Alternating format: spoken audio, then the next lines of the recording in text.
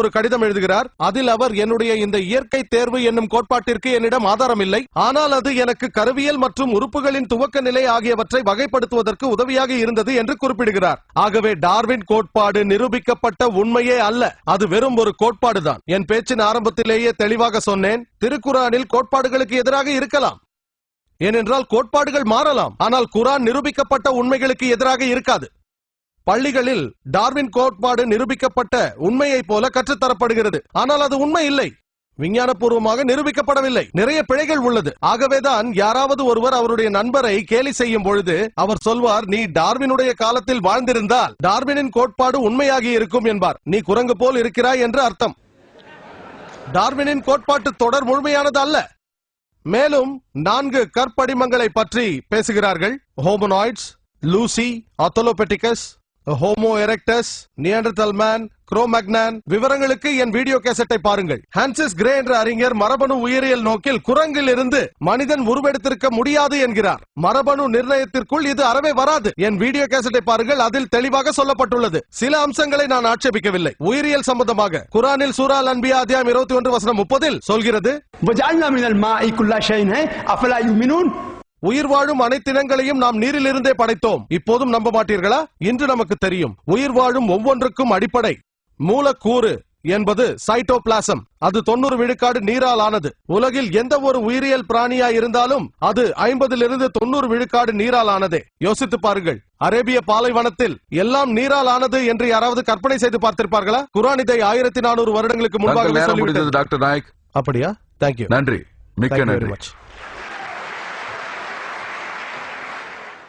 இப்பொழுது எழுத்து மூலமாக வந்திருக்கும் கேள்விகளை நாம் துவங்குவோம்.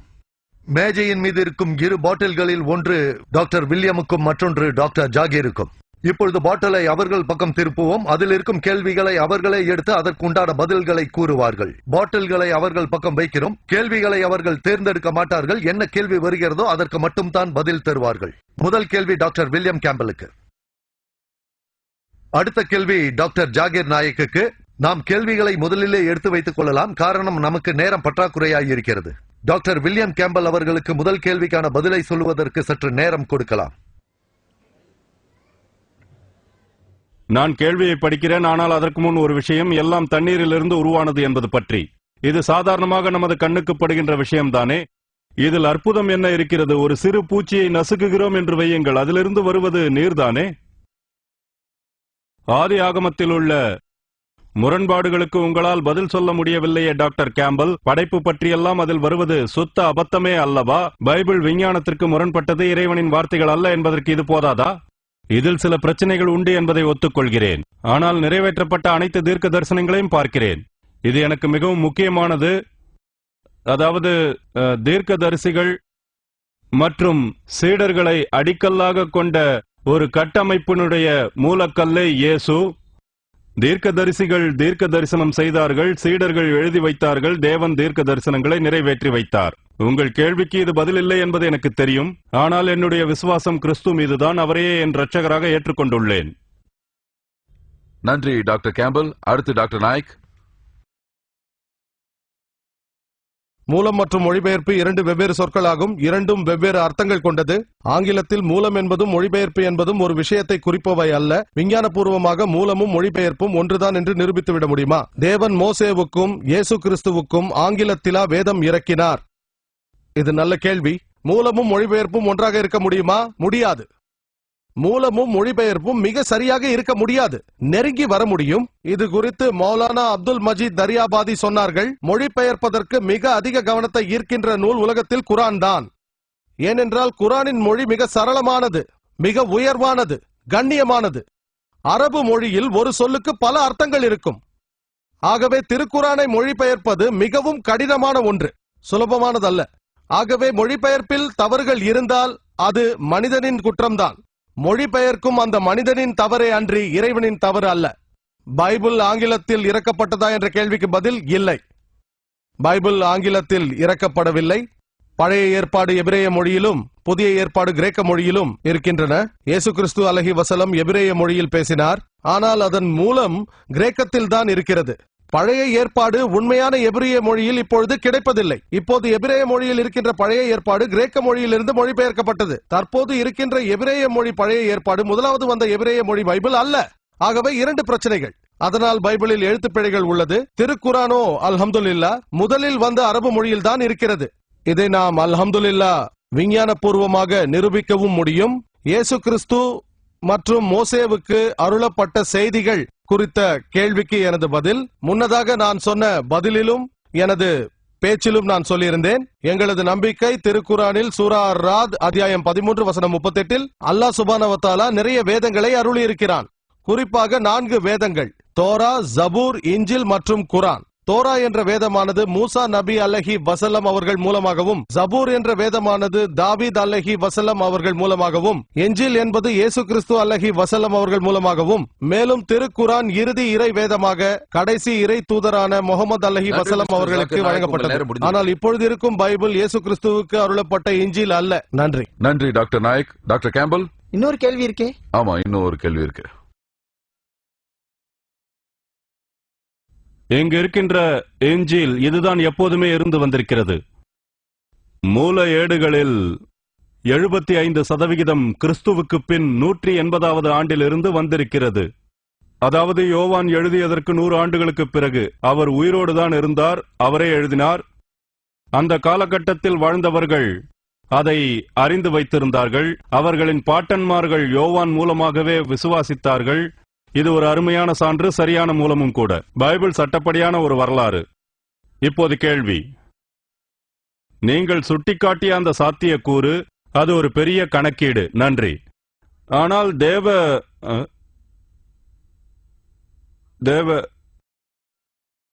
தேவ விஷயங்களை பொறுத்தவரையில் இது முற்றிலும் கீழானது. தேவன் சர்வ சக்தி உள்ளவர். அவர் யாரை விரும்புகிறாரோ அவரையே தேர்வு செய்வார். ஏழையா பணக்காரனா என்பதெல்லாம் பிரச்சனை இல்லை. ஆகவே நீங்கள் சொல்லக்கூடிய சாத்தியக்கூறு இங்கே எப்படி பொருந்தும்? இயேசு ஏழை, ஆனாலும் அவர் தேர்வு செய்யப்பட்டார். அவரே சொன்னார், மனுஷகுமாரனுக்கு தலை வைக்க கூட இடமில்லை. இது பற்றி நாம் உறுதியாக சொல்ல முடியாது. எப்படியான கணக்கீட்டை பற்றி பேசினார் என்பது எனக்கு புரியவில்லை. எத்தனை பேரால் அந்த தீர்க்க தரிசனங்களை நிறைவேற்றிட முடியும்? இது உங்களுக்கு உதவியாக இருக்கும் என்று நினைக்கிறேன். நன்றி. நன்றி. அடுத்து டாக்டர் நாயக், சொல்லுங்க. நீங்க சொல்லுங்க ப்ளீஸ்.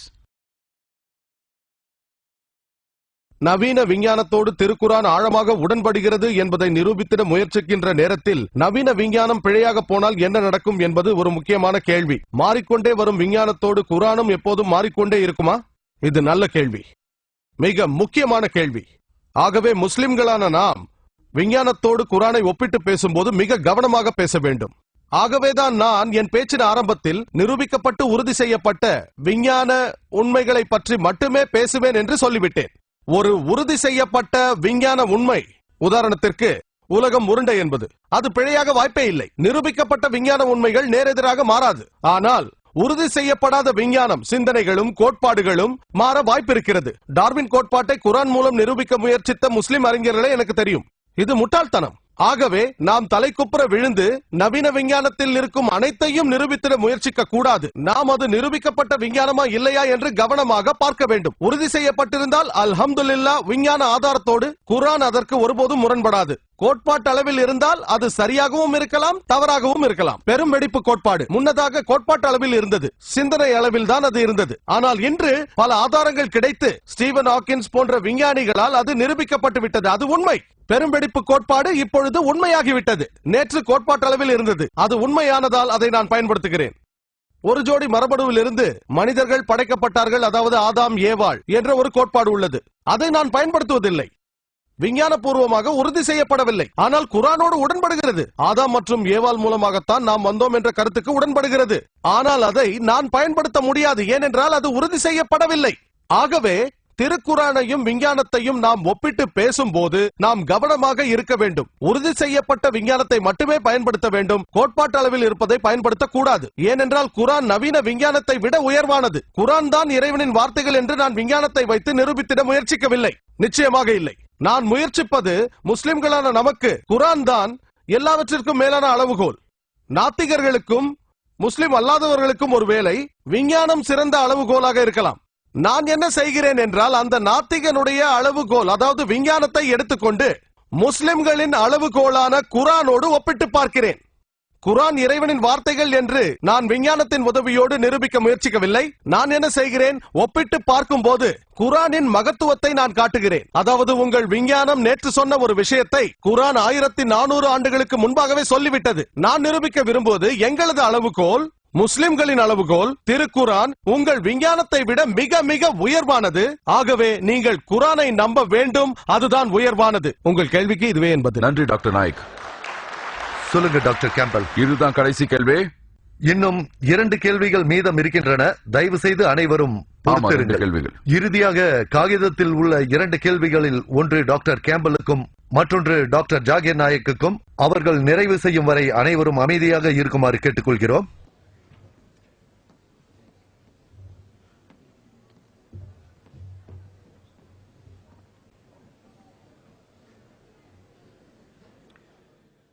கடைசியாக கேட்கப்பட்ட கேள்வி மாதிரிதான் இதுவும். பைபிளில் டாக்டர் நாயக் சுட்டிக்காட்டிய பிழைகள், முரண்பாடுகளை டாக்டர் கேம்பலும் உண்மைதான் என்றும் பதிலளிக்க முடியாது என்றும் ஒப்புக்கொள்கிறார். அப்படியென்றால் பைபிளில் பிழைகள் இருப்பதை டாக்டர் கேம்பல் ஏற்றுக்கொள்கிறார் என்றுதானே அர்த்தம்? இறைவனின் வார்த்தைகளாக ஆக முடியாது அல்லவா? பைபிளில் இருக்கின்ற பல விஷயங்களை விளக்க முடியவில்லை, அவற்றிற்கு பதிலளிக்க முடியவில்லை என்பது உண்மைதான். ஆனாலும் சரியான விளக்கம் கிடைக்கின்ற வரையில் நான் காத்துக் கொண்டிருப்பேன். பைபிளில் குறிப்பிட்டுள்ள பல இடங்கள், நாடுகள், மன்னர்கள் பற்றியெல்லாம் இப்போது தொல்லியல் ஆய்விலிருந்து தகவல்கள் பெறப்பட்டு வருகின்றன. எனவே பைபிள் ஒரு வரலாற்று ரீதியான உண்மை என்பதற்கான ஒரு மகத்தான சான்றாகவே இதை நான் கருதுகிறேன். நன்றி டாக்டர் கேம்பல். ஒரு நிமிஷம். ஓகே. கேள்வி என்னவென்றால், பைபிளில் வேறு ஏதாயினும் கணித முரண்பாடுகள் உள்ளனவா? இது என்ன பைபிளா இல்லை இஸ்லாமா? எதை பற்றி கேட்கிறீர்கள்? வேறு ஏதாயினும் கணித முரண்பாடுகள் இஸ்லாத்தில் உள்ளனவா? வேறு ஏதாயினும் பைபிளா இஸ்லாமா என்று தெரியவில்லை. இரண்டுக்கும் பதில் அளிக்கிறேன். வேறு ஏதாயினும் என்று கேட்டிருக்கிறார். பைபிளாகத்தான் இருக்க வேண்டும். அதை பற்றி தான் நான் பேசினேன். எது எப்படி இருந்தாலும் இஸ்லாத்தை பொறுத்தவரையில் திருக்குரான் சூரா அன்-நிசாவில் அதிகாரம் 4 வசனம் 82 அவர்கள் குரானை பற்றி சிந்திப்பதில்லையா? இது அல்லாஹ்வை அன்றி வேறு ஒருவரிடமிருந்து வந்திருந்தால் அதிகமான முரண்பாடை நீங்கள் கண்டிருப்பீர்கள். ஆனால் ஒரு முரண்பாடு கூட கிடையாது. பைபிளில் இருக்கும் கணித முரண்பாடுகளை பற்றி பேச 5 நிமிடங்கள் பத்தாது. 5 நாட்கள் கொடுத்தால் கூட கஷ்டம்தான். இருப்பினும் சிலவற்றை குறிப்பிடுகிறேன். பைபிளில் 2 ராஜாக்கள் அதிகாரம் 8 வசனம் 26 அது சொல்கிறது, அகசியா ஆட்சிக்கு வரும்போது அவருக்கு 22 வயது என்று சொல்கிறது. ஆனால் 2 நாளாகமும் அத்தியாயம் 22 வசனம் 2 சொல்கிறது, அகசியா ஆட்சிக்கு வரும்பொழுது 42 வயது என்று. அவருக்கு 22 வயதா அல்லது 42 வயதா? இது ஒரு கணித முரண்பாடு.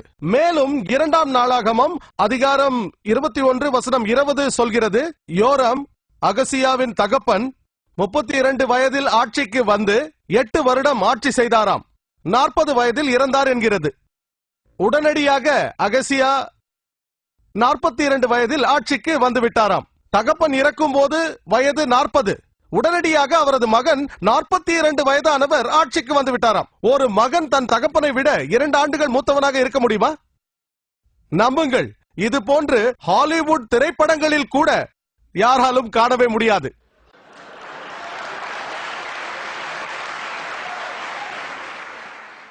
ஹாலிவுட் படங்களில் நான் பேச்சில் சொன்னது போல யூனிகார்னை தயாரிக்கலாம், காக்ரோடைசஸை தயாரிக்கலாம். இதெல்லாம் பைபிளில் வரும் மிருகங்கள், காக்ரோடைசஸ் மற்றும் டிராகன்ஸ், பாம்புகள்.